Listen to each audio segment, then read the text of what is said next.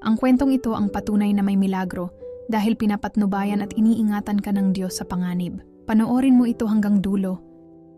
Sa isang tahimik ngunit makapangyarihang kaharian, isang bagong pinuno ang kailangang hirangin upang mamuno sa kanilang bayan. Dalawa lamang ang natitirang kandidato, si David, isang matalino, makatarungan, at may malasakit na lider, at ang kanyang katunggali na si Leandro, isang maimpluwensyang tao na kilala sa kanyang ambisyon at paggagahaman sa kapangyarihan. Ang sino mang mapipili ay magkakaroon ng karangalang magsuot ng kwintas ng kapalaran, isang sagisag ng pagiging bagong pinuno. Ang seremonya ay dadaluhan ng buong bayan, at ang bagong lider ay itatanghal sa harap ng lahat. Sa araw ng parangal, isang makulay at makasaysayang kasuotan ang kinakailangang isuot ng bawat kandidato. Ngunit isang trahedya ang nangyari. Ang kasuotan ni David ay nasunog habang ito'y ginagayak ng kanyang kasambahay. Lubos itong dinamdam ng kanyang kasambahay, ngunit si David, sa kabila ng nasayang na pagkakataon, ay nanatiling mahinahon. Sa halip na magalit, tinanggap niya ang nangyari ng may buong puso.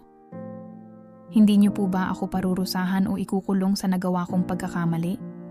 Malaki ang kasalanan na nagawa ko po sa inyo. Huwag mong sisihin ang iyong sarili.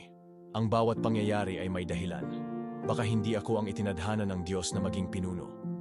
Dahil dito, hindi siya nakapunta sa seremonya, kaya si Leandro ang siyang itinanghal na bagong leader. Habang ipinagdiriwang ng buong bayan ang pagkapanalo ni Leandro, inilagay sa kanyang leeg ang kwintas ng kapalaran. Ngunit bago pa man siya makapagsalita, bigla siyang nanlumo, bumagsak sa harap ng lahat, at agad pumanaw dahil sa matinding sakit sa puso. Nagulantang ang buong bayan. Sa pagsusuri, natuklasan na ang kwintas ay may lason, at ang naglagay nito ay ama mismo ni Leandro dahil sa kasakiman ng kanyang ama sa kapangyarihan. Bago pa man, nilagyan ng ama ni Leandro ng lason ang kwintas at tanging siya lang ang nakakaalam nito. Iniisip na si David ang tatanggap at malalason dito. Sa baluktot na plano ng kanyang ama, anak niya rin naman ang ipapalit bilang bagong leader kung sakaling bawian ng buhay si David dahil sa lason. Ngunit sa isang matinding paglalaro ng tadhana, ang anak niya na si Leandro mismo ang nalason sa bitag na kanyang inihanda. Sa pagbagsak ni Leandro, napagtanto ng lahat ang isang bagay, si David ang tunay na itinakda upang mamuno.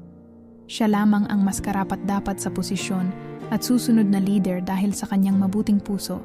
Nang malaman ni David ang buong pangyayari, labis siyang nagpasalamat sa kanyang kasambahay. Kung hindi mo aksidenteng